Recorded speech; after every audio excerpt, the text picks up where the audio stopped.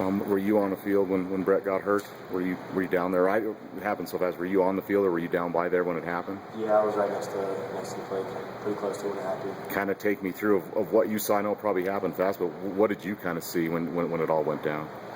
As the play was going on, I looked to my right and I saw Brett was running out of bounds, and then I saw he got kind of like horse collared and he hit the ground. And the moment he hit the ground, I was kind of scared for him because he just laid there like in shock, like his body was just shocked. His legs were moving, his arms were moving.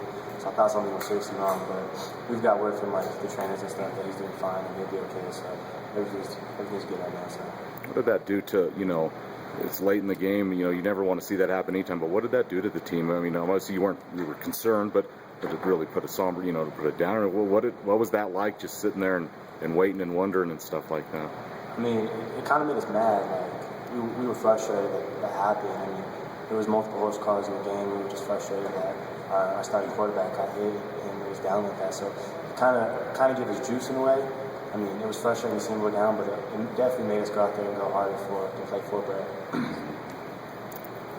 I know it doesn't. I mean, Brett may be back sooner. Maybe this isn't a valid question, but if he can't go at least next week, Colby came in, cold. That's hard for any backup to go into that situation. Do you think he handled it well, and you feel confident if Colby's the guy next week or whenever that you guys will be all right offensively? Yeah, if Brett doesn't come back, I think we'll be fine. Colby's been through a lot in the spring, and he studies a lot of film with Brett and all the coach Brett and stuff. So I think he'll be ready, and we just got to move on to the next player. And Colby's the guy, so we got to trust in him and put our faith in him. And I'm pretty sure he'll lead us to some victories. So. Did you get a chance to talk to Brett before he was taken off in the ambulance? Like when you guys, I saw there were some players kind of huddled around him. I didn't know if you heard him talking or if you could tell if he was alert or. No, when he first went over there and he asked Brett if he was all right, he wouldn't speak. He wouldn't speak at all. He was just laying there. So we all had to scoot away. The trainers went over there, so we didn't get a chance to say anything. Dominic, you guys start the day with tough news with Robert being out for the game. Just talk about the receivers as a group. Seemed like you guys kind of came together and kind of performed really well today. Yeah, I mean, we just tried to go out there and give our best every play. I mean, blocking, running routes. We got to get open for our QB, and we got to be reliable as a teammate and a team player. So as a receiving core, we really take it hard, but we got to get open for our QB. And our line does a great job. They did a great job today. So we really take it personal when we don't get open or get to sack and kind of put it on ourselves because we know a lot of it is on us. Did you guys talk at all before the game, knowing he was out, about what you guys needed to do? Yeah, I mean, we game planned for it since he was hurt. I mean, we put stuff in for him not being there, so we were prepared for him not to play.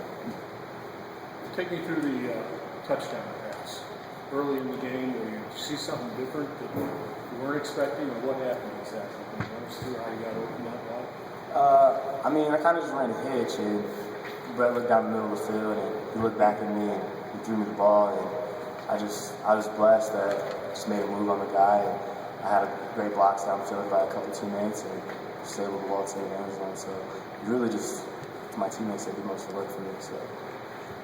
In a season in which goals have been set very high for this team, I think coming off of the Texas game, most people expected the Pokes to win this game here today. Now you're 0-2.